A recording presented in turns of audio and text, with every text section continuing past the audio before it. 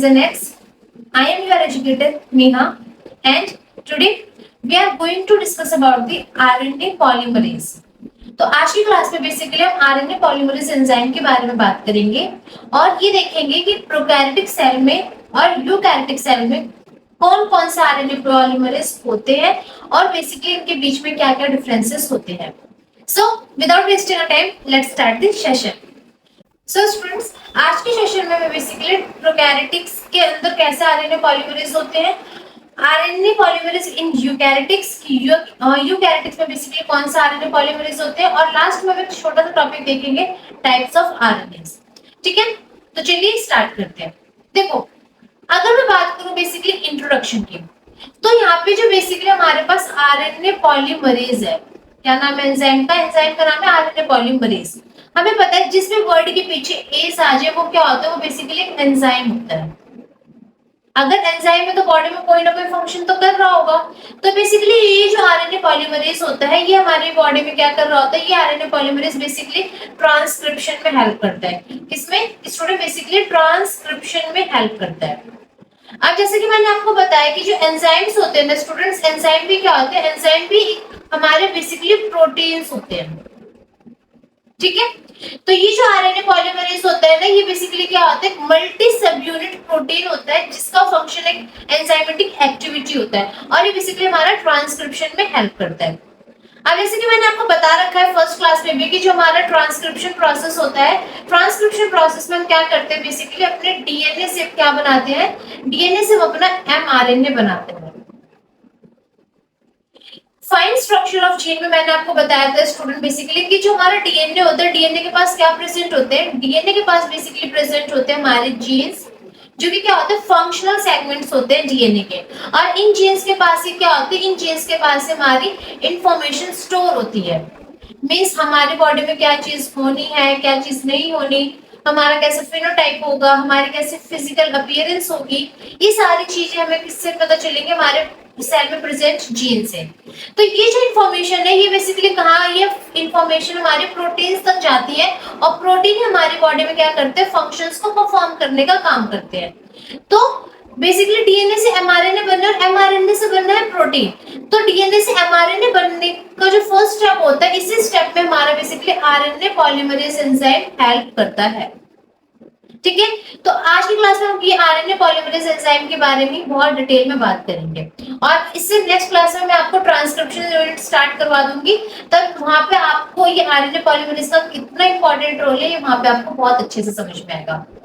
सो इस आप लोगों से रिक्वेस्ट है कि अगर आपने फाइन स्ट्रक्चर ऑफ जीन की वीडियोस नहीं देखी है तो आप उसे जरूर देखें. ठीक है, और अगर आपको सारी की सारी पीडीएफ चाहिए तो आपको मेरे टेलीग्राम का लिंक ऊपर दिख रहा होगा, आप यहाँ से मेरा टेलीग्राम ग्रुप ज्वाइन कर सकते हैं और फ्री ऑफ कॉस्ट सारी की सारी पीडीएफ डाउनलोड कर सकते हैं.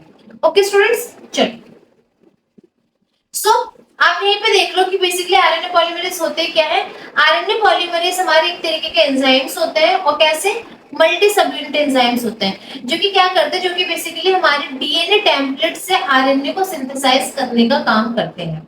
ठीक है, सो आरएनए पॉलीमरेज की बेसिकली कुछ स्पेसिफिक इंफॉर्मेशन है कि ये क्या है, ये एक एंजाइम है जो कि रिस्पॉन्सिबल होता है हमारे डीएनए सीक्वेंस से आरएनए सीक्वेंस बनाने के लिए. ठीक है, by the process of transcription.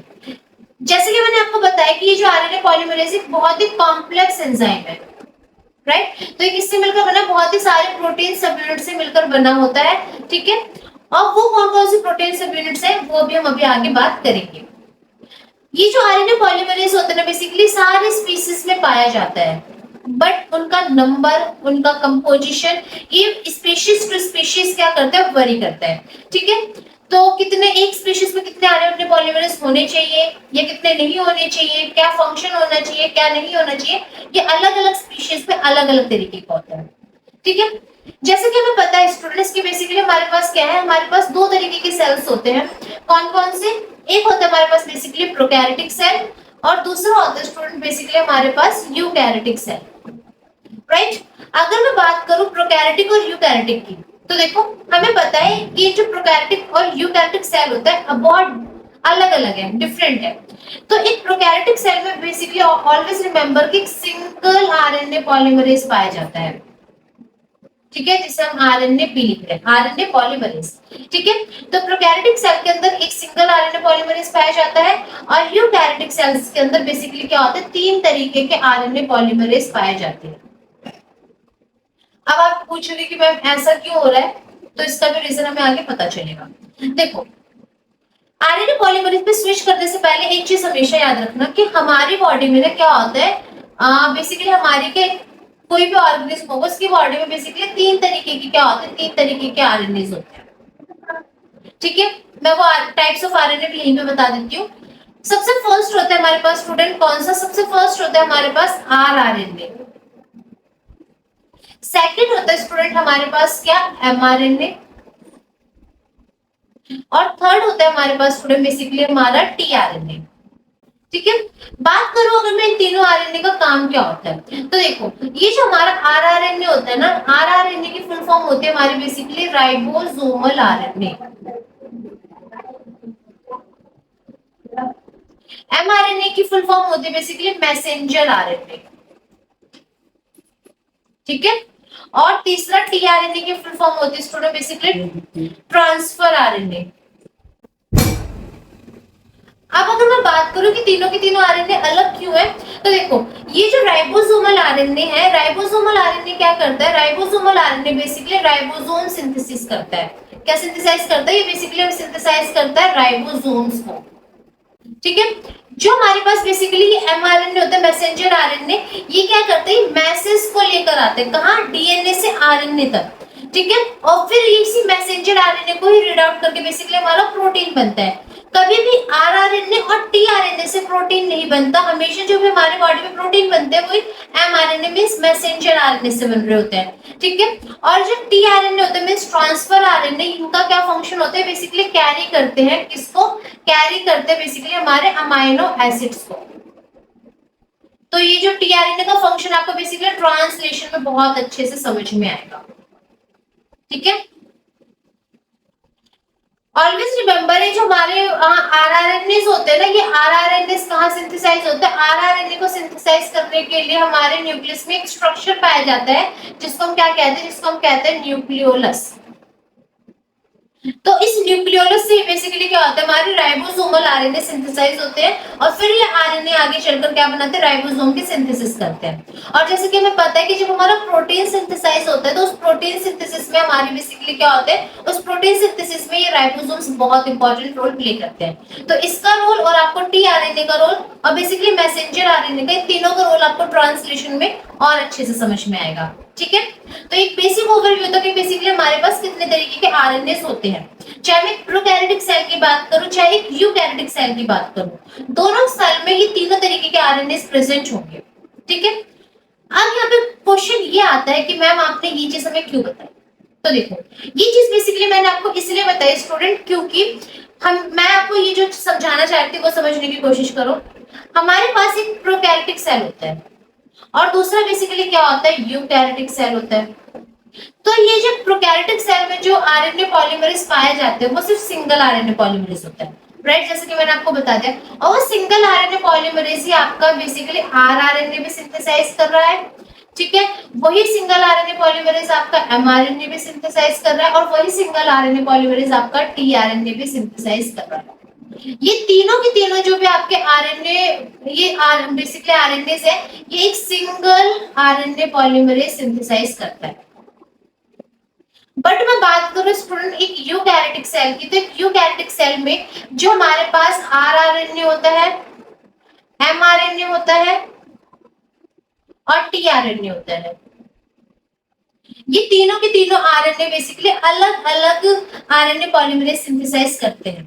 एक यूकैरियोटिक सेल में स्टूडेंट ऑलमोस्ट 3 टाइप्स के क्या पाए जाते हैं, 3 टाइप्स के हमारे आरएनए पॉलीमरेज पाए जाते हैं। ये 3 टाइप से 5 टाइप भी हो चुका है, अभी रिसेंटली में टाइप 4 और टाइप 5 में डिस्कवर हो चुका है। इससे पहले हम आरएनए पॉलीमरेज 1, आरएनए पॉलीमरेज 2 और आरएनए पॉलीमरेज 3 ही डिस्कवर हुए थे। ठीक है, अगर मैं बात करूं कि इस आरआरएनए की यूकैरियोटिक सेल में, तो ये एक यूकैरियोटिक सेल में जो ये आरआरएनए है, ये आरआरएनए सिंथेसाइज करने वाला हमारा कौन होता है, आरएनए पॉलीमरेज 1। ठीक है, बेसिकली सब रोमन में लिखते हैं ऐसे। पूरा नहीं लिख रही हूँ, आरएनए फेज लिख रही हूँ। मैं बात करूँ अगर एमआरएनए को कौन सिंथेसाइज करता है, तो एमआरएनए को जो सिंथेसाइज करता है वो हमारा होता है बेसिकली आरएनए पॉलीमरेज 2, और टीआरएनए को सिंथेसाइज करने वाला होता है हमारा बेसिकली आरएनए पॉलीमरेज 3। तो यहाँ पे आप क्लियर कट डिफरेंस देख सकते हो कि प्रोकैरियोटिक सेल के अंदर और एक यूकैरियोटिक सेल के अंदर क्या डिफरेंसेस है। यूकैरियोटिक सेल में हर आरएनए को सिंथेसाइज करने के लिए अलग अलग आरएनए पॉलीमरेज है, और दूसरी तरफ प्रोकैरियोटिक सेल में एक सिंगल आरएनए पॉलीमरेज सारे काम कर दे रहा है, उससे ज्यादा टेंशन लेने की जरूरत नहीं है। ठीक है, तभी तो हम इतने एडवांस है, बेसिकली एडवांस वर्जन है ना अपने प्रोकैरियोटिक सेल्स के। ठीक है, चलो सो स्टूडेंट देखते हैं, यहाँ पे आपको वही चीज बता रही थी जो मैंने आपको बताई है कि बेसिकली जो बैक्टीरिया होता है, बैक्टीरिया क्या है, एक प्रोकैरियोटिक सेल है, तो बैक्टीरिया के पास क्या होता है, सिंगल टाइप के आपके आरएनए पॉलीमरेज होते हैं, और जबकि दूसरी तरफ जो एक यूकैरियोटिक सेल होता है उसमें 3 अलग अलग तरीके के आरएनए पॉलीमरेज होते हैं। ठीक है, अब ये आरएनए पॉलीमरेज क्या करते हैं, आपके ट्रांसक्रिप्शन में हेल्प करते हैं। ओके, तो चलिए देखते हैं। अब हम बात करते हैं क्या, टाइप्स ऑफ आरएनए पॉलीमरेज। तो जैसे कि मैं आपको ऑलरेडी बता चुकी हूँ कि जो एक बेसिकली प्रोकैरियोटिक सेल होता है, प्रोकैरियोटिक सेल में क्या होता है, जितने भी आरएनए के सब टाइप्स हैं, सब टाइप्स ऑफ आरएनए से क्या मतलब है, सब टाइप ऑफ आरएनए से स्टूडेंट बेसिकली आपका मतलब है एमआरएनए, टीआरएनए और लास्ट आरआरएनए। ये क्या है, बेसिकली आरएनए के सब टाइप्स है। तो ये तीनों की तीनों सब टाइप्स क्या होता है, सिंगल आरएनए पॉलीमरेज कर रहा होता है, बल्कि जो यूकैरियोटिक सेल में इनको करने के लिए 5 डिफरेंट टाइप्स के आरएनए पॉलीमरेज होते हैं। ठीक है, तो अगर मैं बात करूं किसकी बात करूं, एक मैं प्रोकैरियोटिक आरएनए पॉलीमरेज की, तो देखो एक जो प्रोकैरियोटिक आरएनए पॉलीमरेज होता है उसमें बेसिकली क्या होता है, 2 डोमेन्स होते हैं। कौन कौन से, एक होता है कोर और दूसरा होता है होलो एंजाइम। तो देखो बेसिकली ये डिफरेंसेस क्या है, तो यहाँ पे समझने की कोशिश करते हैं। मैं बात करूं बेसिकली किसकी, प्रोकैरियोटिक आरएनए पॉलीमरेज। इसके क्या बोले, इसने 2 डोमेन्स बोले, कोर और होलो एंजाइम। और बेसिकली यहाँ पे क्या होता है, 5 डिफरेंट टाइप की सब यूनिट्स मिलती है। अब वो 5 डिफरेंट टाइप की सब यूनिट कौन कौन सी है, तो फर्स्ट स्टूडेंट आपकी अल्फा, सेकंड है आपकी बीटा, तीसरे आपकी बीटा डैश, फोर्थ स्टूडेंट्स आपकी ओमेगा, और फिफ्थ स्टूडेंट बेसिकली आपकी, यहाँ पे बेसिकली अल्फा की क्या होती है, अल्फा की 2 सब यूनिट्स होती है। ठीक है, और यहाँ पे क्या है, एक आता है सिग्मा। ये जो सिग्मा है ना, ये सिग्मा फैक्टर, सिग्मा फैक्टर। ठीक है, अब यहाँ पे देखो क्या होता है, यहाँ पे बेसिकली अगर मैं एक स्ट्रक्चर ड्रॉ करके आपको समझाने की कोशिश करूं, तो यहाँ पे देखो मैंने आपको क्या बताया, अल्फा की 2 सब यूनिट्स होती है, तो एक अल्फा और आपका ये दूसरा अल्फा।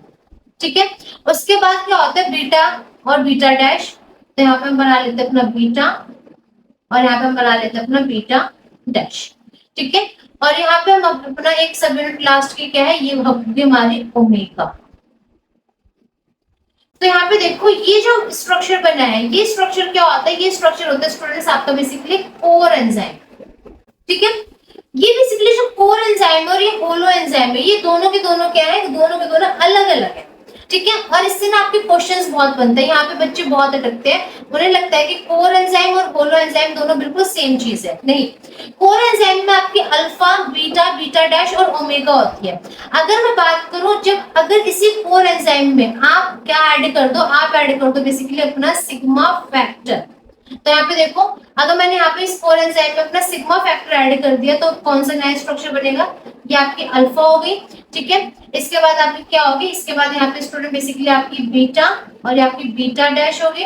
फिर इसके बाद क्या होगी स्टूडेंट्स, इसके बाद आपकी यहाँ पे क्या होगी, यहाँ पे आपकी ओमेगा होगी। ये तो अभी अपना कोर एंजाइम है, पर अपने अब हमने यहाँ पे क्या ऐड कर दिया, यहाँ पे हमने अपना एक सिग्मा फैक्टर भी ऐड कर दिया। तो अब ये जो स्ट्रक्चर बना है ना, this structure is known as holoenzyme. ठीक है।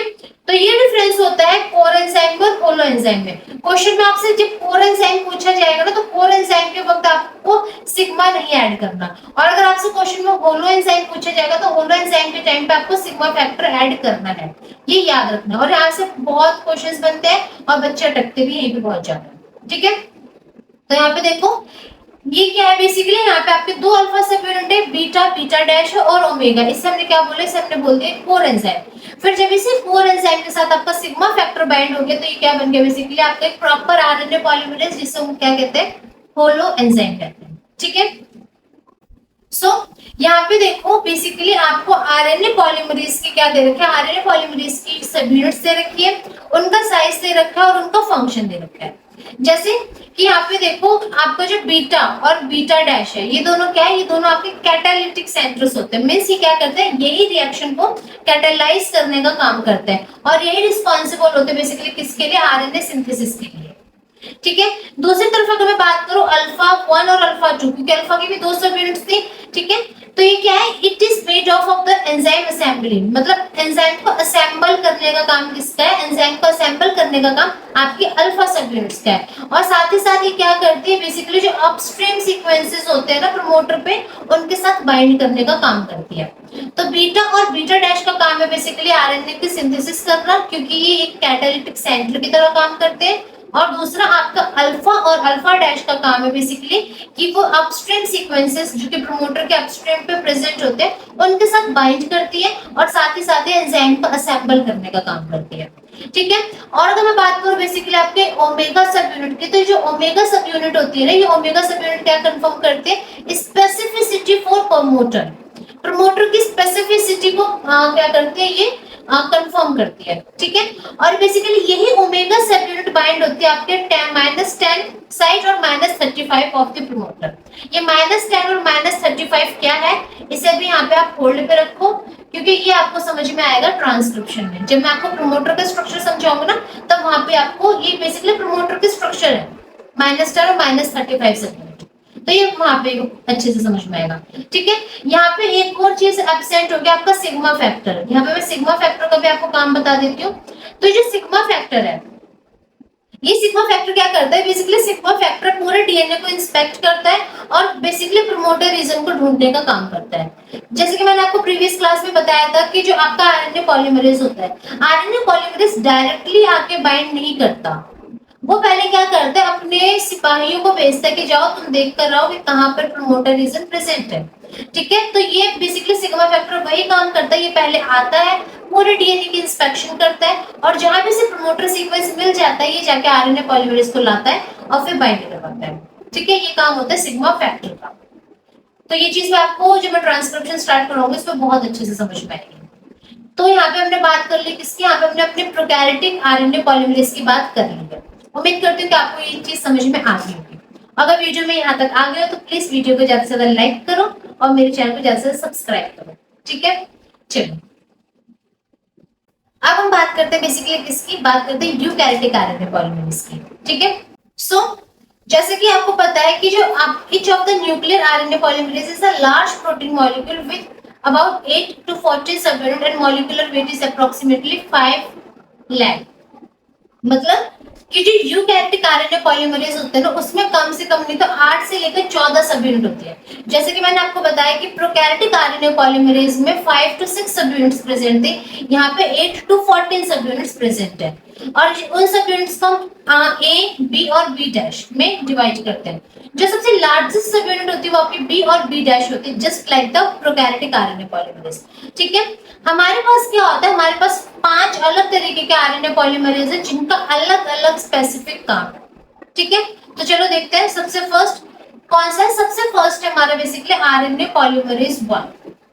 तो देखो ये जो आरएनए पॉलीमरेज 1 है ना, ये कहाँ आता है, ये बेसिकली आरएनए पॉलीमरेज 1 किसको सिंथेसाइज करता है, आरआरएनए को। तो ये जैसे कि मैंने आपको बताया कि आरआरएनए कहाँ सिंथेसाइज हो रहा है, आरआरएनए बेसिकली आपका न्यूक्लियोलस में सिंथेसाइज हो रहा है। तो जब ये आरआरएनए को सिंथेसाइज कर रहा है और आरआरएनए आपका न्यूक्लियोलस में सिंथेसाइज हो रहा है, तो इसकी लोकेशन कहाँ होगी, ये भी आप कहाँ प्रेजेंट होगा, ये भी स्टूडेंट्स आपका प्रेजेंट होता है न्यूक्लियोलस में।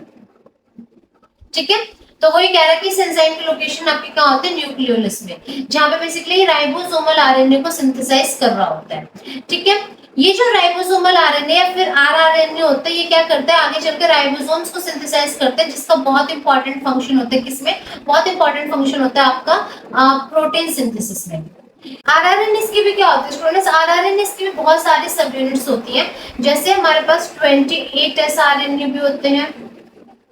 ठीक है, हमारे पास स्टूडेंट बेसिकली 5.8 एसआरएनए भी होते हैं, हमारे पास 5 एसआरएनए भी होते हैं, और इसके अलावा स्टूडेंट्स हमारे पास 18 एसआरएनए भी होते हैं। ठीक है, तो ये जो आरएनए पॉलीमरेज 1 है या फिर जो आरआरएनए है, ये क्या सिंथेसाइज करता है, ये आपका 28 एस आरएनए सिंथेसाइज करता है, आपका 5.8 और 18 एस। तो यहाँ पे वही बोल रहा है कि ये जो आरएनए पॉलीमरेज 1 है, ये सारे तरीके के आरएनए को सिंथेसाइज करता है एक्सेप्ट 5 एस आरएनए। तो ये जो 5 एस आरआरएनए है ना, ये कौन सिंथेसाइज करता है, ये सिंथेसाइज करता है स्टूडेंट बेसिकली हमारा आरएनए पॉलीमरेज 3। ठीक है, तो ये क्या है, हमारा आरएनए पॉलीमरेज 1 हो गया, जो कि देखो दोबारा से मैं बता देती हूँ कि आपका न्यूक्लियोलस में प्रेजेंट है। दूसरा कि आपका क्या सिंथेसाइज करता है, ये आपका राइबोसोमल आरएनए सिंथेसाइज करता है। ठीक है, राइबोसोमल आरएनए में भी क्या है, राइबोसोमल आरएनए में भी बहुत तरीके के होते हैं, जैसे कि हो गया आपका 28 एस आरएनए, फिर दूसरा हो गया आपका 5.8 एस आरआरएनए, तीसरा हो गया आपका 5 एस आरआरएनए, और फोर्थ हो गया स्टूडेंट्स आपका 18 एस आरआरएनए। तो यहाँ पे जो हमारा राइबोस आरएनए पॉलीमरेज 1 है, ये सिर्फ और सिर्फ आपका 5 एस आरआरएनए को छोड़कर बाकी सारे आरआरएनए को सिंथेसाइज करता है। ठीक है, डन। कोई डाउट, कोई दिक्कत तो कमेंट सेक्शन में पूछ लेना। ठीक है, सेकंड हमारे पास क्या, सेकंड है हमारे पास आरएनए पॉलीमरेज सेकंड। ये क्या करते हैं बेसिकली, ये आपका एमआरएनए को सिंथेसाइज करते हैं। अब जैसे कि हमें पता है कि जो हमारा एमआरएनए है, ये कहाँ सिंथेसाइज होता है, एमआरएनए सिंथेसाइज होता है बेसिकली न्यूक्लियस में। जिस तरीके से हमारे आरआरएनए न्यूक्लियोलस में सिंथेसाइज हो रहे थे, ठीक उसी तरीके से आरएनए एमआरएनए हमारे न्यूक्लियस में सिंथेसाइज होता है। तो अगर हमारा एमआरएनए न्यूक्लियस में सिंथेसाइज हो रहा है और ये आरएनए पॉलीमरेज सेकंड हमारा एमआरएनए को सिंथेसाइज कर रहा है, तो इसकी भी लोकेशन कहाँ होगी, ये भी स्टूडेंट्स आपका न्यूक्लियस में ही प्रेजेंट होगा। ठीक है, तो यहाँ पे देखो ये भी लोकेटेड कहाँ होता है, लोकेटेड होता है आपका न्यूक्लियस में। अगर मैं बात करूं इसके सब यूनिट की, तो इसके पास क्या होते हैं, 12 डिफरेंट टाइप की सब यूनिट्स होती है, हमें उसके स्ट्रक्चर को नहीं पढ़ना। ठीक है, ये क्या है, ये बेसिकली आपका ट्रांसक्रिप्शन, ये कंटेन करता है आपके ट्रांसक्रिप्शन फैक्टर को, ट्रांसक्रिप्शन रेगुलेटर्स को। अब बात करूं मैं इसके फंक्शंस की, तो इनके जितने भी हमारे पास आरएनए पॉलीमरेज है ना, उनके फंक्शंस ही सबसे ज्यादा इंपॉर्टेंट है। तो ये क्या करते हैं बेसिकली, प्री एमआरएनए को सिंथेसाइज करता है इन दी प्रोकैरियोटिक सेल। ठीक है, और हमें पता है जो प्री एमआरएनए होते हैं, ये क्या करते हैं, ये ह्यूमन जीन से इंफॉर्मेशन लेकर आ रहे होते हैं, दैट्स व्हाई हम इसे क्या कहते हैं, मैसेंजर आरएनए से। ठीक है, तो ये बात होगी किसकी, ये बात होगी स्टूडेंट बेसिकली हमारे आरएनए पॉलीमरेज सेकंड की। आप यहाँ पे स्ट्रक्चर देख सकते हो, ये क्या है, आपका आरएनए पॉलीमरेज 1 है, ये आपका आरएनए पॉलीमरेज 2 है, और ये आपका आरएनए पॉलीमरेज 3 है। यहाँ पे कितने अलग अलग तरीके के सब यूनिट्स हैं, तो हमें इन सब यूनिट्स के बारे में नहीं पढ़ना, हमें प्रोकैरियोटिक के स्ट्रक्चर को अच्छे से करना, तो वो हमने करना है। ठीक है, चलो अब मैं बात करते हैं किसकी, बात करते हैं आरएनए पॉलीमरेज थर्ड की। तो ये जो आरएनए पॉलीमरेज थर्ड है, ये क्या सिंथेसाइज करता है, ये सिंथेसाइज करता है बेसिकली हमारा टीआरएनए, और ये न्यूक्लियस में ही क्या होता है, न्यूक्लियस में ही प्रेजेंट होता है। जैसे कि हमारे आरएनए पॉलीमरेज सेकंड की 12 सब यूनिट थी, इसकी क्या है 14 और उससे भी ज्यादा क्या है सब यूनिट्स प्रेजेंट होती है। इसका मेन फंक्शन है टीआरएनए को सिंथेसाइज करना, और साथ ही साथ हमारा राइबोसोमल आरएनए को सिंथेसाइज करना। और यहाँ पे कौन सा राइबोसोमल आरएनए सिंथेसाइज होता है, तो यहाँ पे स्टूडेंट हमारा 5 आरएनए सिंथेसाइज होता है, जो कि आपका आरएनए पॉलीमरेज 1 नहीं कर रहा था।